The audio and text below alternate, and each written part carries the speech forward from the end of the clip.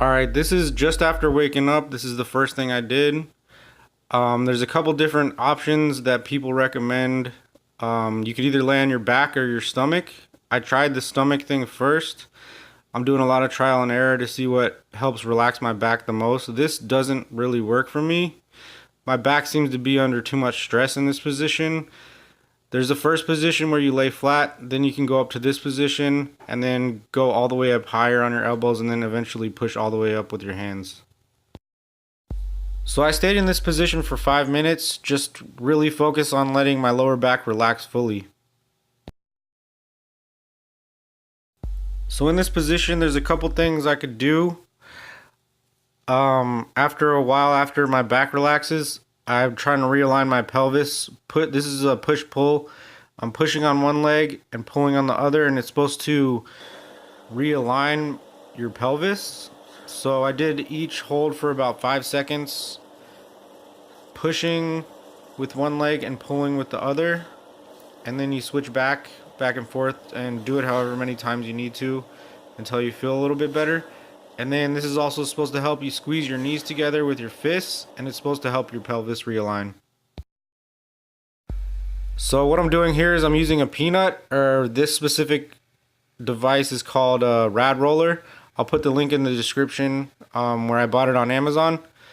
What I did here, I had to work up to this point. I couldn't do this the first couple days because I was in so much pain, but it's day 6 now. I can, you see I'm still in pain. What I did was I put this on my back, supported my back by putting my fists under my butt, or else it would be too much, and then just wiggled around and try to stay on the tight spots for 5 to 10 minutes. I really think this is one of the best things I could do to heal my back. So I always do a lunge when I try to get up and support myself with my hands, so all the pressure is off my low back. This helps a lot. So moving on to some of the stretches I do.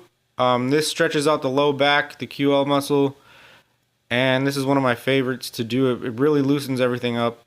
I stayed here for about 30 seconds, then I switched to the next leg and repeated that process maybe 3 or 4 times.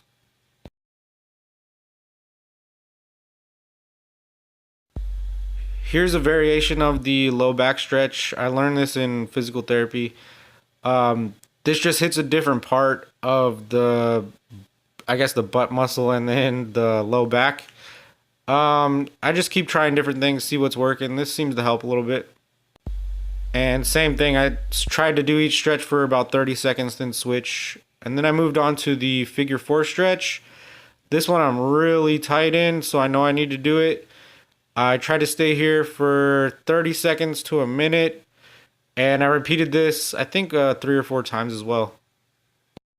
So getting up or down, I always use some sort of lunge, and I use my hands on my knees to support me, or if there's something like a couch or anything in front of me, I use that.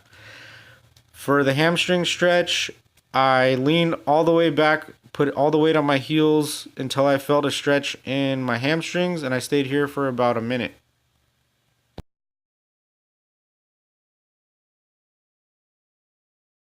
So I feel a little bit better after doing those stretches. As you can see, I'm still leaning to the right a little bit. This is the most comfortable position for me.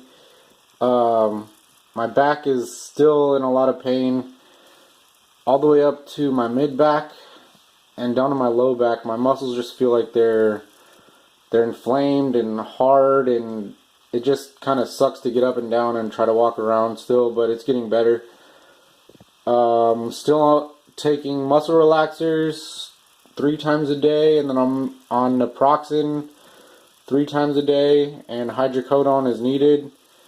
But I feel like I'm going to get better within the next week or 2. So, I'm hopeful.